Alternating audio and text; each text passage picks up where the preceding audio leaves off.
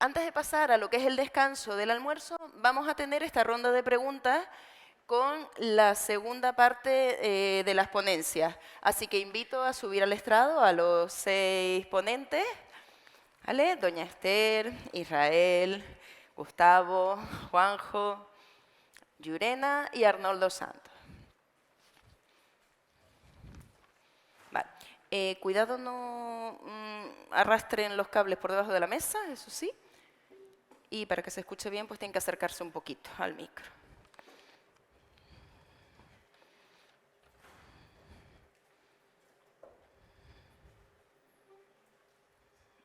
Vale, vamos allá.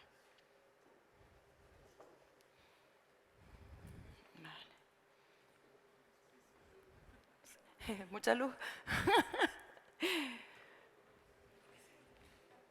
Bueno, pues ya que los tenemos aquí a todos sentados, comenzamos, por ejemplo, con Arnoldo Santos, ¿vale? Así que acerquémonos ahí al micro. A ver, hay una pregunta que dice, ¿se debería intentar recuperar los ecosistemas previos a las plantaciones de pinos canarios o habría que adaptarse a la realidad paisajística o ecosistémica actual? Bueno, no sé si lo he cogido bien la pregunta, pero en principio es que el problema es que muchos de esos lugares que han sido reforestados no sabemos cómo eran antes, ¿no? Si podemos tener una idea, porque es lo que hemos hecho los botánicos, vamos a zonas más o menos puras para ver cuál es la composición de un pinar más o menos bien conservado, pero todo ha estado, a excepción de esos paredones escarpados, utilizados por el ganado, por el hombre, ¿no? Entonces, bueno, pues yo creo que sí tenemos información los botánicos para saber, no quiero aprovechar para decir una cosita porque pasa importante, ya por ti, que tenemos información para poder decir la composición que debería en un lugar determinado, recuerda la climatología, las especies, toda la orientación. Hay un problema grande, que a lo mejor Yuri lo comenta, en el tema de las especies utilizadas, no solamente la especie, no solamente que sea un brezo, una falla, es que hay una genética detrás, y durante mucho tiempo se traían los árboles para repoblar de La Gomera, o sea, tenemos aquí muchas zonas, y se han repoblado Tenerife muchos sitios de pinos con pinos de Gran Canaria. Y esto ahora es un problema biológico bastante fuerte, ¿no? Y te lo comento es como un chiste, perdóname si alguien se ofende, pero bueno. Es que me ha pasado doblemente con personas que están actuando en las reforestaciones en los montes de la Rotava, que están sembrando cedros, que tú pusiste en una diapositiva, ¿no? Cedros, porque resulta que los cedros eran muy importantes en la composición de los pinares. ¿Y por qué? ¿Por qué? Porque en todas las casas de la Rotava hay cajas de cedro, y ya está. Cedros que vienen de Cuba, hombre, por favor. Y esto lo dice una persona al cargo de eso y me lo repite por segunda vez otro ingeniero forestal y ya me he hecho reír. Y tú también con el cuento de las cajas de cedro de Cuba. O sea que entonces hay que tener mucho cuidado. Por eso yo insistía antes que hay que tener es que hay que actuar conjuntamente, no puede con los forestales con los biólogos, hay muchas cosas. Yo cuando veo las limpiezas del borde de los montes me echo temblar, que ahí está la mayor biodiversidad de todo, sea pinar, sea matorral, sea...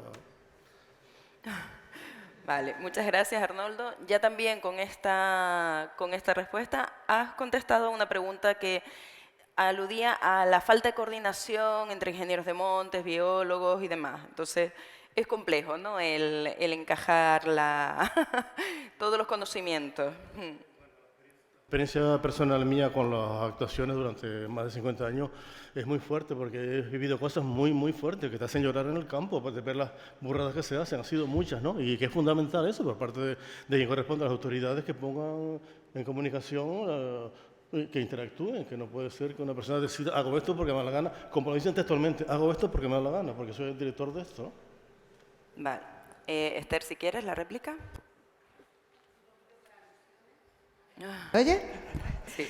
Bueno, claro, de eso iba lo de la historia única. No podemos seguir pensando que cada uno nos movemos en un prisma de lo que hemos conocido. Yo no sé, Arnoldo, yo creo que las cosas han cambiado realmente mucho y tú te estás refiriendo a una realidad que ya no es la que es y que creo que, como dije antes, cada vez trabajamos más con equipos multidisciplinares. Yo creo que el aprendizaje sigue una línea en el que si cada vez se van sumando más elementos es enriquecedor para todos y de verdad que yo la realidad que conozco no es la que tú me muestras, pero por eso, para no tener historias únicas, pero vamos, yo no creo que tengan que ser las autoridades quienes intervengan para que nos pongamos de acuerdo, es tan fácil como quedar para tomarse un café y hablar, ¿eh? Vale, continuamos. Para Llurena, Preguntan que qué aplicaciones tiene su investigación en la lucha en contra de las asteráceas. ¿Se han estudiado las especies del género Pluchea? Perdón. Mejor sí. ¿Está encendido? Ahora. Bueno, en nuestro grupo de investigación lo que hacemos es ciencia básica, ¿no? Un poco estamos recopilando evidencias que esperamos que en un futuro más o menos cercano acaben en aplicaciones. Y en concreto, nosotros nos hemos centrado un poco en buscar patrones generales, tanto el proyecto Invasion, del que les habló Javier Morente esta mañana, como el de Asteralia, en el que yo estoy implicada, un poco busca desde distintos puntos de vista cuáles son esos, o si existen, unos patrones que nos permitan quizá categorizar las especies exóticas, esas que no son todavía un problema, en función de la potencial peligrosidad que puedan tener. O sea, las aplicaciones que yo veo a estos estudios son más tirando a la prevención. Las que ya están actualmente siendo invasoras, estos estudios no van en concreto focalizadas a esas especies, va un poco en un ámbito un poco más general. Muchas gracias, Llurena. La siguiente pregunta es para Juanjo. Preguntan que qué seguimiento se ha hecho de la afección a murciélagos, si es que se ha hecho, y si se han instalado refugios. Sí, para murciélagos hemos comenzado a instalar los refugios y está programado hacer un seguimiento para el próximo verano. Íbamos a hacerlo este año en agosto, pero todos sabemos lo que pasó en agosto y se va a plantear para el próximo año. Las cajas se han instalado por la carencia de árboles viejos que tengan huecos o grietas, y buena parte de los murciélagos que tenemos aquí en los ambientes forestales son fisurícolas. Gracias, Juanjo. Para Gustavo, a ver, acerquemos el micro por si acaso. ¿Sí? Sí, pues mira, también. Preguntan si se contrasta la calidad de los validadores de la web innaturals.org para el caso de la identificación de los polinizadores. ¿Me puedes repetir la pregunta? Es que no entendí al principio. Si se constata, es que bueno, se contrasta la calidad de los validadores de la web Innaturalis. Bueno, yo realmente no trabajo en Innaturalis, así que no puedo saber eso.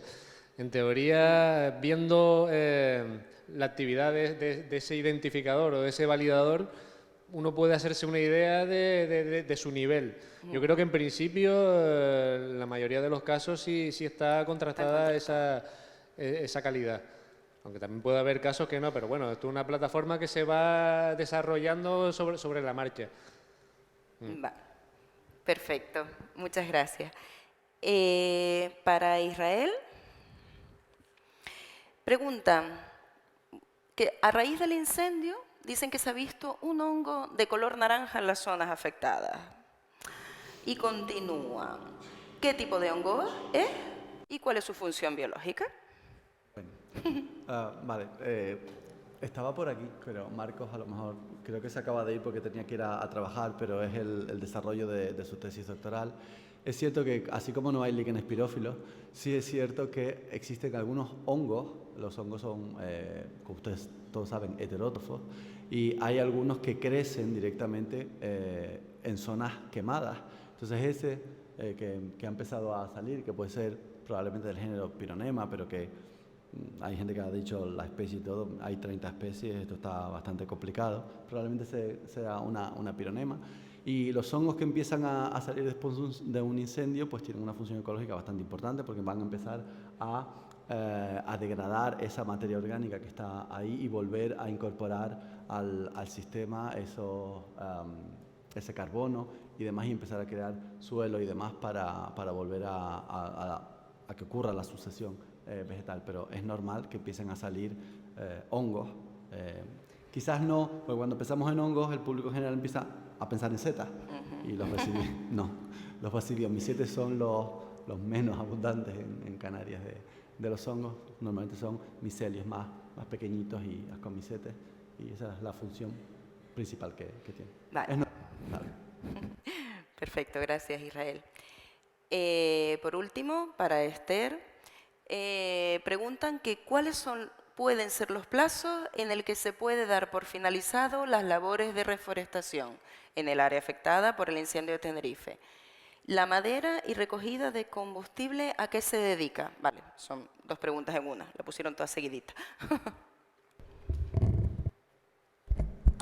Pues, a ver, yo creo que no hay un plazo así marcado en un horizonte que nosotros nos podamos imaginar, porque es verdad que, como bien decían los compañeros, claro, no es solamente las plantas, son recuperar todos los ecosistemas, recuperar el suelo, y yo ahora mismo es que, vamos, no se me ocurriría dar un plazo de tiempo. Una cosa son las labores inmediatas que nosotros estamos afrontando después de la restauración del incendio y que contó Tomás, pues, de sujeción del suelo, pero viendo además el daño tan grave que hay precisamente en lo que es la parte del horizonte de materia orgánica, del horizonte también más inferior y tal. O sea, eso es que yo creo que además tendremos que ver un poco entre todos cómo recuperamos y cómo hacemos todo este trabajo, y también plantearnos, pues nosotros también llevamos hablando tiempo en los servicios forestales, ¿no? De ver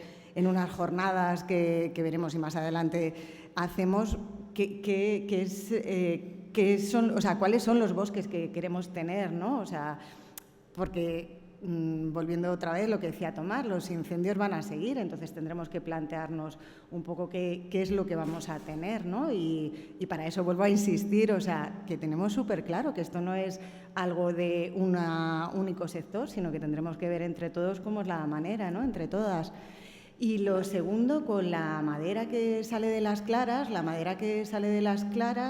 pues durante años se utilizó como forma de financiación de los propios trabajos que se hacían, y ahora que no se está siguiendo ese modelo, lo que se hace con esas pilas de maderas que salen a subasta. Hay industria maderera, poquita, pero hay industria maderera en la isla y salen a subasta. Y ya así también muy rápido, que se quedó antes sin contestar la pregunta de los inóculos de micorrización para las plantas. Todo esto, por ejemplo, también pues ha sido un punto de inflexión por eso, es que estamos en un continuo aprendizaje, es que las cosas no son blancas o negras. Pues todo el tema de trabajar, que lo llevan haciendo compañeros del Gobierno de Canarias, o sea, es que no vamos a decir ni mucho menos que esto ahora hemos descubierto la pólvora, no, gracias a escuchar y a rodearnos de gente que nos ha ido asesorando, nos hemos dado cuenta de lo importante que era trabajar en el suelo, de lo importante que era trabajar con la micorrización. Esos inóculos, a ver, este incendio es verdad que ha quemado una superficie muy grande, pero también ha sido como un incendio a saltos, ¿no? Vemos que hay como islas de vegetación que no se ha quemado. Entonces, los inóculos se cogerán del suelo rizosférico, de las zonas más próximas a donde queremos restaurar, y que obviamente tengan el suelo en buen estado. Así es como vamos a trabajar. Vale. Fantástico. Bueno, llegados a este punto, vuelven a quedarse bastantes preguntas sin contestar, pero por la escasez de tiempo y que ya llevamos un poco de retraso, pues se quedan en el tintero. Les instamos, agradecerles a todos la participación tan elevada en estas preguntas tan interesantes, agradecerles su asistencia en la sesión de mañana, y les instamos para la vuelta a las 3:30 para la sesión de tarde. Agradecer a los ponentes, su participación tanto en las ponencias como en la mesa redonda, y nos vamos a almorzar. Hasta la tarde.